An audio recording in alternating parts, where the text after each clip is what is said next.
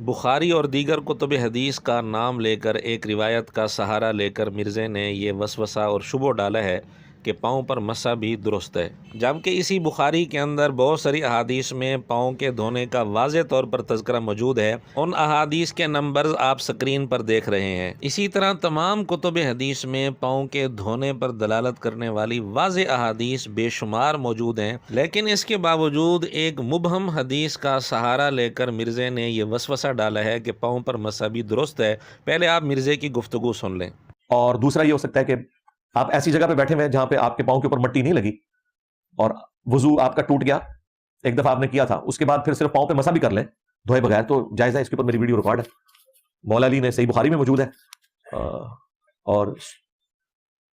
مسند ابی داؤد طیالسی کے اندر پوری تفصیل کے ساتھ میں نے وہ سارا جوڑ کے پورا بتایا ہے اسی سند کے اوپر۔ بخاری نے تو وہ حصہ سکپ کر دیا تھا، اس امام بخاری تو بس اتنی حدیث لے کے آئے کہ مولا علی نے کوفے کی مسجد میں وضو کر کے دکھایا لوگوں کو، اور اس میں یہ ہے کہ انہوں نے چہرہ دھویا اور اس کے بعد دونوں ہاتھ کونیوں تک دھوئے، اور آگے امام بخاری نے ان کو راوی نے جو بات بتائی نا، وہ یہ بتائی، وہ جو تابعی ہے وہ تبع تابعی جب اس سے بیان کرتا کہتا ہے اس کے بعد انہوں نے سر اور پاؤں کا بھی ذکر کیا۔ اب یہ نہیں بتایا کہ سر اور پاؤں کے ساتھ کیا ہوا،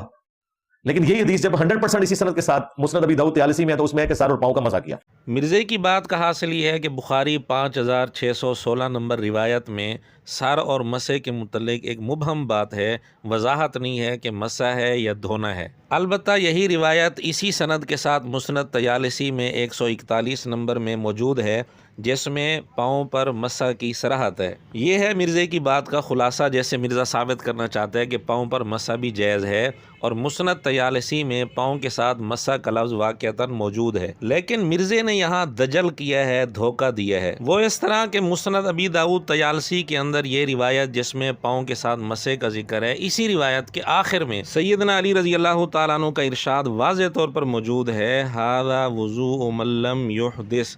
کہ یہ اس آدمی کا وضو ہے جس کا وضو نہ ٹوٹا ہو، جس کو حدث لاحق نہ ہوا ہو۔ اور یہ تو ہم بھی کہتے ہیں کہ ایک آدمی نے ایک نماز کے وقت وضو کیا، اگلی نماز کا وقت جب آیا اس کا وضو باقی تھا، ٹوٹا نہیں تھا، وہ اگر پاؤں پر مسح بھی کر لیتا ہے تو یہ کوئی منع نہیں ہے۔ لیکن مرزے نے یہاں دھوکہ یہ دیا کہ مسئلہ تو بتایا وضو ٹوٹنے کے متعلق، ایک آدمی کا وضو ٹوٹ گیا اب وہ مسح کر سکتا ہے پاؤں پر، اور حدیث وہ پیش کی جس میں صاف لکھا ہوا ہے کہ یہ اس آدمی کا وضو ہے جس کا وضو نہ ٹوٹا ہو۔ مسند طیالسی کا آخری جملہ مرزا پی گیا، نہیں سنایا، اور جس کا وضو برقرار ہو وہ تو چہرے پر اور ہاتھوں پر بھی مسح کر سکتا ہے۔ وہ اس طرح کے بخاری اور مسند طیالسی والی جو روایت مرزے نے پیش کی، یہی روایت باقی کتابوں کے اندر بھی موجود ہے اسی سند کے ساتھ۔ ان میں سے 6 کتب حدیث کے نام آپ سکرین پر دیکھ رہے ہیں۔ ان 6 کتابوں میں یہی روایت اسی سند کے ساتھ موجود ہے، اور اس روایت میں ان 6 کتابوں کے اندر چہرے اور ہاتھوں کے ساتھ بھی مسح کا لفظ ہے۔ مثلا مسند احمد سے ہم نے یہی روایت ڈسپلے کرا دی ہے، اس میں واضح طور پر موجود ہے چہرے اور ہاتھوں کے ساتھ بھی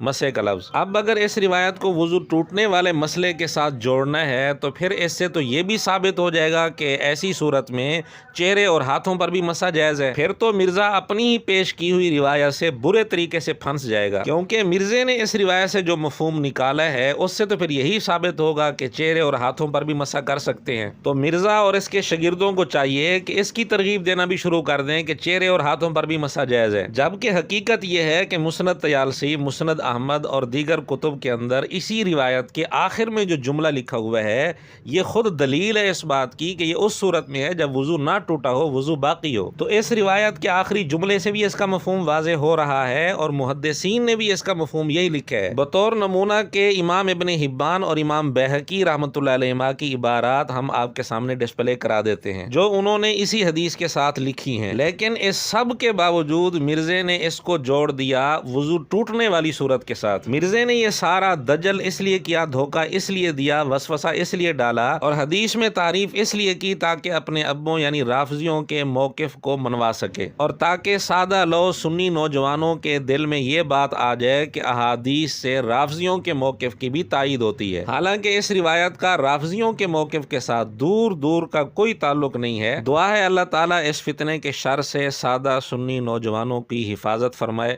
وآخر دعوانا ان الحمد للہ رب العالمین۔